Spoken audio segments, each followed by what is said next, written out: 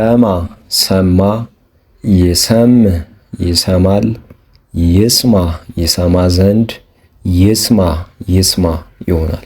በሴት አንቀጽም ሲገሰስ ሰምዓት ሰማች፣ ትሰምዕ ትሰማለች፣ ትስማ ትሰማ ዘንድ፣ ትስማ ትስማ ይሆናል። ሰሚ ሰሚዖት ንዑስ አንቀጽ ነው። መስማት የሚል ፍቺ ያለው። መስማ ከዚህ ግስ ውስጥ የሚወጣ ዘር ነው። መስሚያ ወይም ማዳመጫ የሚል ፍቺ ይኖረዋል። ለምሳሌ ዘሃባይከኒ አንተ ሰማይኩ እምካልእ፣ አንተ የደበከኝን ከሌላ ሰማሁ ማለት እንችላለን። በሴት አንቀጽ ሰማት ከመ መጻ ወልዳ፣ ልጇ እንደመጣ ሰማች ወይም ሰምታለች ማለት እንችላለን።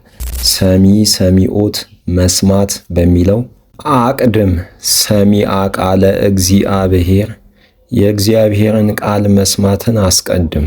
የእናንተን በኮሜንት እጠብቃለሁ።